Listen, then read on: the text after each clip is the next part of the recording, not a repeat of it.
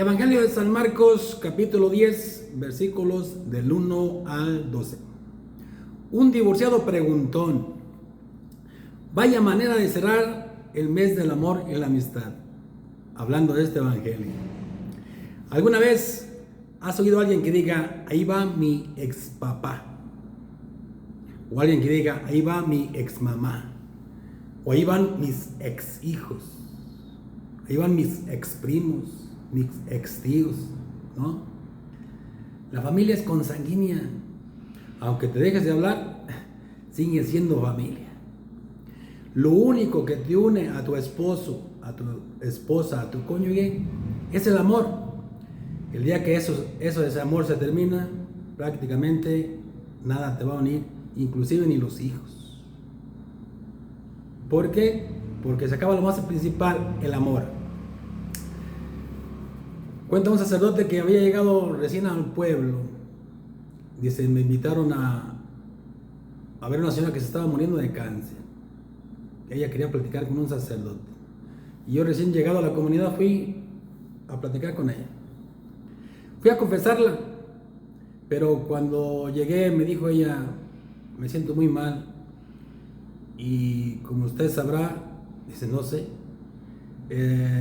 Pues yo soy divorciada. Me divorcié, me volví a casar y sé que estoy en adulterio. Sé que no me puede confesar, pero me gustaría que me escuchara. Y aquel sacerdote la escuchó con atención. Decía ella, yo fui catequista, trabajé mucho para el Señor. Y por ciertas circunstancias, pues no se dio lo del matrimonio y eran tantas situaciones que nos llevaron al colapso de mi matrimonio. Después yo me junté con esta otra persona y ahí fuimos llevándola. Vivimos bien, en lo que cabe vivimos bien. Íbamos a misa, no podíamos comulgar, pero después me llegó esta enfermedad y parece que no voy a salir de ella. Al final de la plática, pues el sacerdote le echó una bendición, no la absolución. Y contaba el sacerdote qué difícil es la vida para un divorciado. Para una persona que trata de esmerarse, pero la situación pasada pues no le ayudó. Y fíjate que el otro día estaba en misa y se sentó conmigo un amigo mío que ya tiene sus años de divorciado y se volvió a casar, a juntar. Y me daba cierta ternura al verlo, cómo a su niño de 2 años le enseñaba cómo las manos en el Padre Nuestro, cómo persinarse y hacer las acciones, pues, genuflexiones que uno hace en la misa. Y me la quedaba viendo yo a él y a su niño. Y me acordaba de este padre, de este ejemplo del padre. Qué difícil es la vida para un divorciado, que es señalado. Y no, como digo, cada quien sabe lo que trae en el morral. Cada quien conoce sus historias de cómo le fue en la vida y por qué tomó esa decisión. Dice que se le acercan a Cristo para ponerle una trampa. ¿En qué consistía la trampa? Dice, se le acercan los fariseos y le dicen, ¿es lícito a un hombre divorciarse? Si Cristo decía que no se podría divorciar, le iba a tocar la misma suerte que le tocó a su primo Juan. Si iba a ser enemigo del rey, también podía contarle la cabeza. Aquellos iban a ir de mitoteros, aquel también te anda echando que no te debes divorciar, que estás mal, rey. Le iban a echar al rey encima a Cristo. Y por otro lado, Cristo se iba a echar encima a los discípulos de Juan. E inclusive el mismo plan de su Padre Dios, el plan original, iba a hacerlo a un lado. Esa era la trampa que le ponían a Cristo.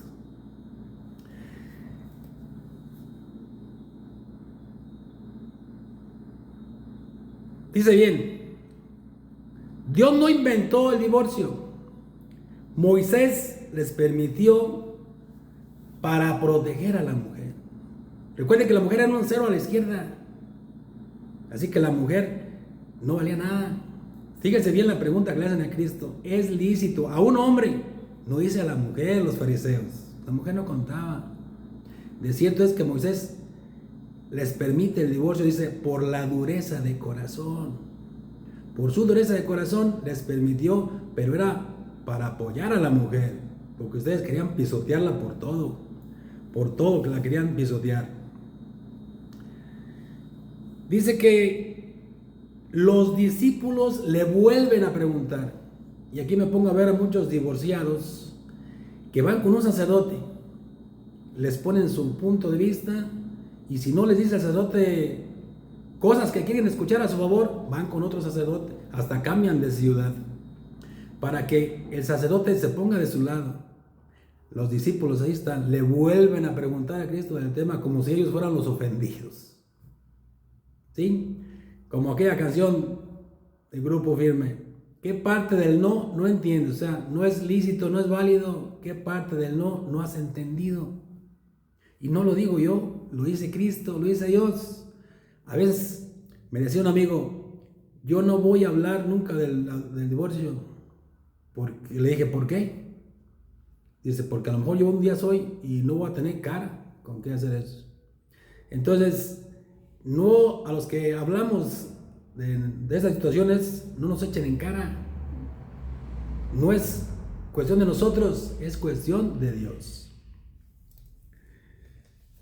Dice, así me decía una vez un sacerdote, llegan y dicen, es que padre, mire, como dice la Biblia, si no se hallan, mejor sepárense. ¿Y dónde dice la Biblia eso? Dice el padre. Bueno, tus hijos, mis hijos, los nuestros. Qué difícil es la situación cuando el hombre se junta con una nueva pareja, pero ya trae hijos. Y la mujer también se junta con este hombre y también trae sus hijos y después tienen hijos ellos. Qué difícil situación. De ellos dos, de papá y mamá, conjuntarlos, mantenerlos unidos. Qué difícil situación. Mantener a los hijos unidos y estar a gusto también con las otras parejas. No tener desavenencias. Qué difícil situación. Sin duda una de las causas que hablaba hace poquito yo de las cuestiones de divorcio es el egoísmo. Hablábamos ayer que Cristo dice, si tu ojo es ocasión de pecado, sácatelo. Si tu mano, tu pie son ocasión de pecado, córtatela. Y me preguntaba yo, ¿y por qué no cortarnos la lengua? ¿Por qué Cristo no dijo, si tu lengua es ocasión de pecado, córtate la lengua? ¿Cuántos matrimonios han acabado por falsos testimonios, por levantafalsos, por mentiras, por situaciones que no eran ciertas? Si tu lengua es ocasión de pecado, córtatela. Si te está haciendo daño la lengua a tu matrimonio, si eres remitotera, chismosa, si tú no aguantas, un hombre que me escuchas, un secreto, córtate la lengua también. Dice la primera lectura del libro de Siracías, capítulo 6, versículo 16b.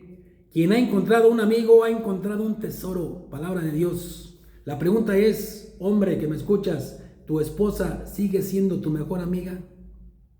Mujer que me escuchas, ¿tu esposo sigue siendo tu mejor amigo o ya no? Dice Papa Francisco, en la iglesia hay lugar para todos, menos para el abuso. En la iglesia no desecha a nadie, la iglesia no le cierra las puertas a nadie, no, pero también no hay que abusar. Tú mismo sabes en qué estás viviendo, en qué situación estás. No quieras que te aplaudamos o que la iglesia te aplauda tu pecado. Y puede ser no nomás el adulterio, en cualquier situación de pecado. No quieras que la iglesia te aplauda, pues. Hay cabida, pero hay que ver la situación de cada uno de nosotros. Pido y rezo mi oración por aquellas personas que están pasando esta situación que es muy complicada. Pero hay que estar a los pies de Cristo. Es la mejor opción. Que Dios te bendiga.